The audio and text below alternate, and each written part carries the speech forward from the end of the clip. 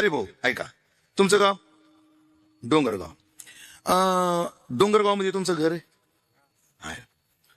घरात कपाट? अरे भाऊ आहे. कपाटात पैसे कामापुरते? हा, तुम्ही घाबरू नका. मी हा हरिभाऊंनी व्यवहार कुशल असल्यामुळे घरात 20-25 हजार रुपये ठेवले होते. 25 हजार ठेवले. कोणी? हरिभाऊंनी. बाकी सगळे पैसे कुठं? बँकेत. कबूल केलं. सप्ताह चालू आहे. बरं, लय मोठा खर्च आहे बघा करायचा. आणि हरिभाऊ तुम्ही घाबरू नका. आणि तुमच्या घरात चोर शिरला, घाबरू नका, मी येतो. आणि त्या चोरानं तुमचं कपाट उघडलं, 25 हजार घेतले. काना काना काना काना मोजले. लय प्रॅक्टिस चोराची पैसे मोजण्याच्या बाबतीत. ते मोजले आणि चोरानं पाहिले किती भरले? 25. ते म्हणा एवढ्याला मुलाला एवढेच.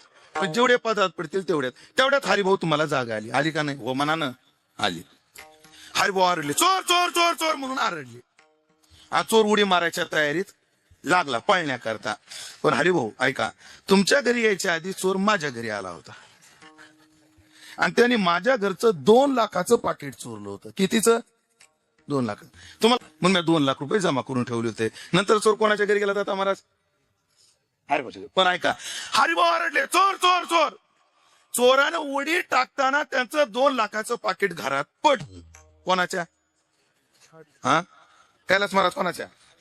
चौकदार तुमचं काय मत आहे? अरे भाऊ, हे सगळे म्हणते तुमच्या घरात पडले पाकिट. तुमचं काय मत आहे? ते 2 लाखाचं पाकिट माझ्या घरी चोरलेलं ते कोणाच्या घरात पडलं? तुमच्या घरात पडलं ना. तेवढं साधू संतांचं वापिस करा.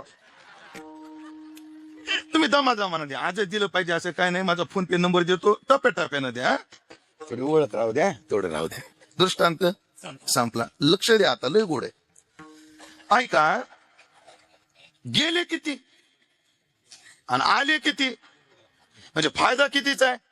1,75,000. म्हणजे दुःख 25 हजाराचं आहे आणि आनंद 1,75,000 आहे. आता हरिभाऊ पोलीस पाटलाला फोन करतील का? बिलकुल नाही. सरळ नारळ घेऊन हनुमंताच्या मंदिरात जातील. हे हनुमंता, दर शनिवारी तुला नारळ फोडीन, व दिसाड असा चोर घरात येऊ देत जाय. मोठ्या सुखातून बारकं दुःख काय झालं? वजा झालं. तसं जन्म घेता न भेव का? या हरिभजनाचं सुखच एवढं आहे, त्या मानानं गर्भवासाचं दुःख काहीच नाही. म्हणून आमच्या जीवनात ती भीती गेली.